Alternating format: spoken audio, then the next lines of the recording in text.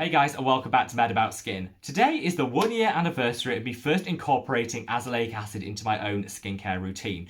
I know this because I celebrated it with a video that I did very early on into this skincare channel. I'll leave a link to it up there if you do want to laugh at some dodgy editing and to see kind of my first steps into azelaic acid.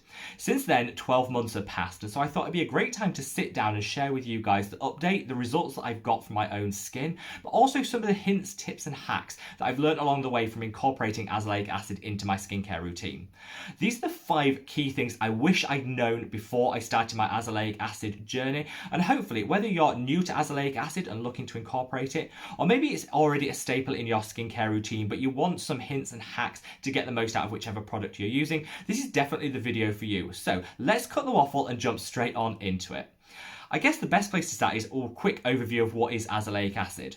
Well, it usually gets combined when it's talked about online with the other exfoliating acids, but this just I think is a little bit unfair on it as an ingredient.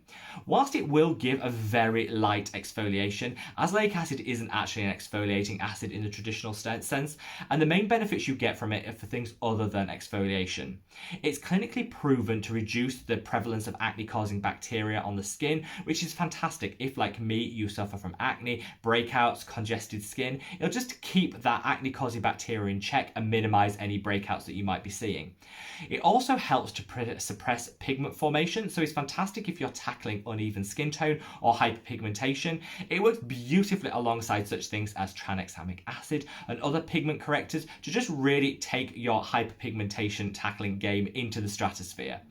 Beyond just that, it can help reduce the amount of redness we see in our skin, and so it's great for people that have rosacea or other redness-inducing skin concerns, because some of the ways it works is to just calm any sensitivity you might be seeing and tackle that redness, which can be so damaging to our self-confidence.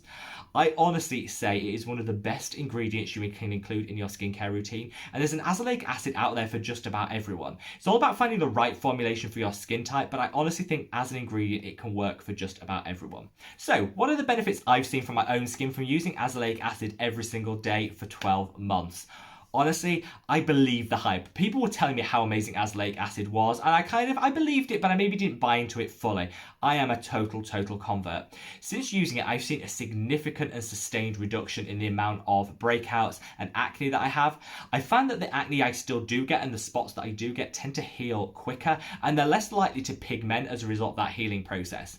I have a much more even skin tone, and I feel that overall my skin is a little bit more luminous. It has a little bit more of a glow to it than it did beforehand. Of course, I have incorporated some other ingredients over this process, so it might not all be attributable to azelaic acid, but I definitely feel when it comes to minimizing the sensitivity in my skin and maximizing the acne fighting benefit, azelaic acid is my hands down favorite skincare ingredient and one that I honestly won't be without. All that being said, there are some things that I wish I knew before I started the journey, so let's cut to the chase of this video and talk about the things I would change. First of all, stronger isn't always better. I started with a relatively weak azelaic acid and built up my strength of the product, which is what I'd recommend everybody does. I peaked around the 6-month point using this product, which is the Skinnerin 20% azelaic acid. This is prescription only here in the UK and was actually prescribed by my dermatologist. You can get this one over the counter in some countries, but 20% seems to be the maximum percentage you'll see on an azelaic acid product. With that, I got so much more sensitivity and side effects, yet I didn't see any noticeable results from the 15% that I've been using successfully before. I spoke to my dermatologist about this and said I just felt I was getting better results from this, which is the Face Theory Azaclear A15 serum.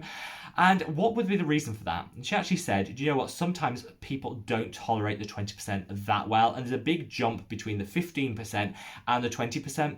I wish I'd known this because I've now actually gone back to this product, which is available over the counter. It's easier to get, and I find with a combination of other actives in here, I just get an all-around better result. So I really wish I'd understood that stronger isn't always better, and I stopped at that strength, which was delivering me all the great benefits, which in my case was 15%.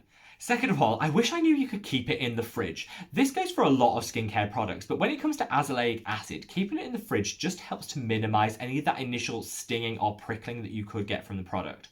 People often report when they first use azelaic acid that it's almost like having needles tapped against the skin for that first 60 seconds to a minute and a half of using the product.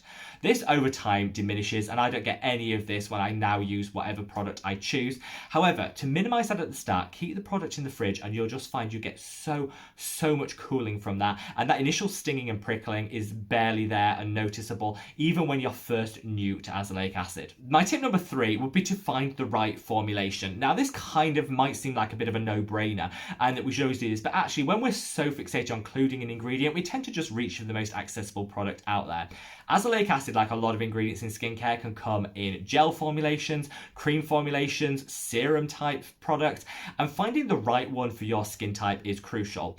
I think one of the main problems I had with the Skinner product wasn't just the high concentration, but was also that it comes in a very, very rich cream base, which just didn't work well with my acne prone skin. I think some of the very hydrating ingredients used alongside it in this product did trigger some congestion in the skin, and it just wasn't the product for me. Choose the right one for your skin type and make sure that the other ingredients included in whatever product you choose work well alongside your skin. I captured my favorite azelaic acid products in a recent video and I broke it down by skin type, so I'll leave a link to that up there. Definitely check that out if you want to work out which is the best azelaic acid for your price point and your skin type, but definitely match your formulation to your own skin. Fourth on my hacks is expect some initial dryness. I think I had read some people saying online that azelaic acid, when it's first incorporated into their routine, can cause a little bit of dryness, but that this is overcome in a couple of weeks once your skin gets used to the ingredient. My skin is quite oily, and so this is something I just didn't think applied to me, and yet I did notice some initial dryness. For me, it only lasted 2 or 3 days, and once my skin had got used to the ingredient, it was plain sailing from there on. But if you have a drier skin type, azelaic acid can still work great for you, but maybe prepare yourself for that little bit of initial dryness at the start and increase the amount of hydrators that you have in your routine, or maybe go for a more occlusive moisturizer to lock in the hydration that you do have. I don't think this is an issue or something that should be a deterrent from using azelaic acid, but it's something I wish I knew at the start, because maybe I would have got a little bit more of a heavy duty moisturizer for those first couple of weeks. And finally, on my hacks and the things I wish I knew before starting my azelaic journey would be that I wish I knew derivatives existed. Like a lot of ingredients, it comes in pure form or azelaic acid derivatives. The derivatives are newer on the market and there's fewer of them in terms of choice, but they present themselves with much less irritation. They're much more gentle. You take a longer period of time to see the results from them, but I think sometimes that's beneficial, especially if you're suffering with like rosacea, sensitive skin, and you want something that's not going to trigger any initial sensitivity. My go-to azelaic acid derivative is the A-Pad by Geek and Gorgeous. Stunning product that works beautifully for the most sensitive of skins. I love Geek and Gorgeous as a brand, but I honestly think this is one of their standout products. It's a really affordable azelaic acid derivative which will give you some great benefits in the long term, but in that short-term period it won't trigger any dryness, sensitivity, prickling or irritation. It's a fantastic gateway into azelaic acid. Whether you stick with this product and this becomes your go-to for years, or you graduate to stronger, higher concentrations, that's really up to you and how it interacts with your skin, but it's a great place to start, and I really wish that I'd started my azelaic journey with this product. So there you have it, guys, my 1 year update on azelaic acid. I cannot sing its praises enough, and I think this is a great place for it in just about everyone's skincare routine. If you follow these 5 tips and hacks that I've given you and almost learn from my mistakes, then honestly I think your journey into using azelaic acid will be a lot smoother than mine. I'm so glad I fought through the initial prickling, some of the dryness and sensitivity that I got from the product, because the other side, it's worked wonders for my acne. I feel like I've got my skin confidence back, I get a more even and smoother skin tone and complexion, and honestly it's a great active ingredient to include. I've left links to my favourite azelaic acids below, and I'll also put in brackets next to them which skin type they're most applicable for, if you do want a quick guide to matching the best one for your skin type. Wherever you are in the world, guys, stay safe, stay well, and I look forward to seeing you in the next video. Take care. Bye.